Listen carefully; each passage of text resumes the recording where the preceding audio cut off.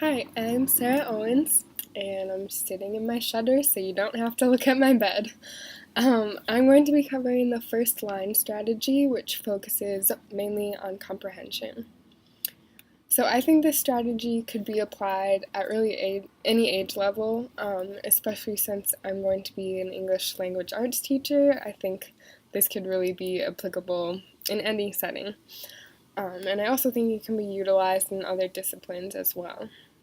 So the name of the strategy, First Lines, is very literal. Students are asked to read the first line of a poem or a novel or really any text that you've assigned to them. And once they've processed that first line, they make some predictions as to what they think will happen next or what the author's purpose is, or really anything that they want to make a guess at. So along with this prediction, they can't just throw something out in the air. They have to explain what about that first line led them to this prediction. So they really have to think about it. And as the students continue reading throughout the rest of the text, then they have to revise their predictions or add to it, just generally checking back into what they originally guessed might happen and then adjusting along the way. So there is a chart that you can print off. Otherwise, if you wanted to, it's easy enough for your students to just write the different steps in a notebook because there's only 4 of them. So students don't necessarily have to have any prior knowledge to use this strategy. I think it would be more helpful and interesting if they were reading something that they really knew nothing or little about, just to see how creative they can be with coming up with an idea. But either way, this prediction step will clue the teacher in on how much their students do know about this topic, and that can kind of help guide how you would instruct from there, like what kind of gaps you need to fill in along the way. So as an example, I'm going to walk through how this might play out in an ELA classroom. I would write the first line on the board or have it on slips of paper to hand out so they wouldn't be tempted to read ahead.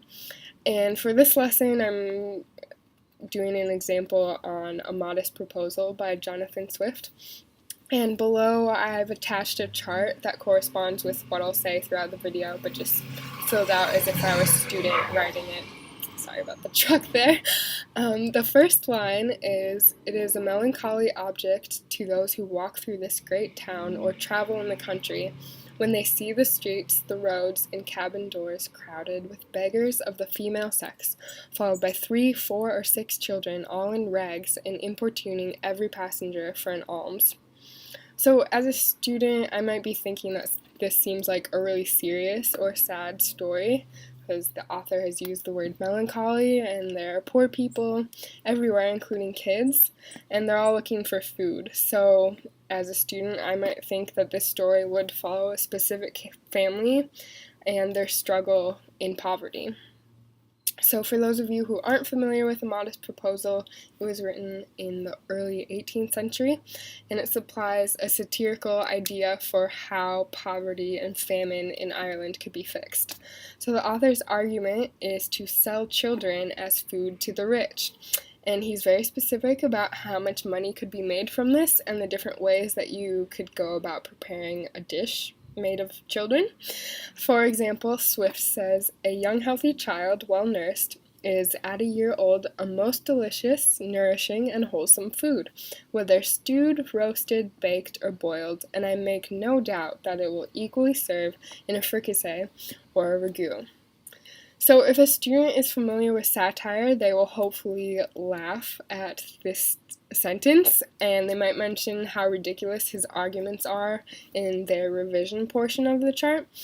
But if a student writes that they're very disturbed by this idea and think that the author is very sick and twisted, which maybe he still is for coming up with this idea, but they're not grasping the fact that he isn't serious about this idea.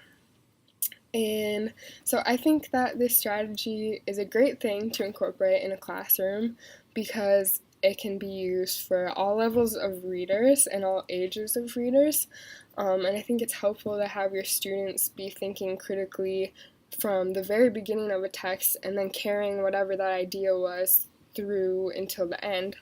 I think that'll help them to be more active readers if they're constantly connecting back to their prior knowledge and to their guesses and adjusting along the way. And I think from a teacher's viewpoint, this chart filled out would kind of help you to see how your students are processing information and where you might need to step in and aid them with that process. So again, this was the first line strategy, and if you like this idea, I've attached the chart that I filled out as well as a blank one if you want to use that. Thank you!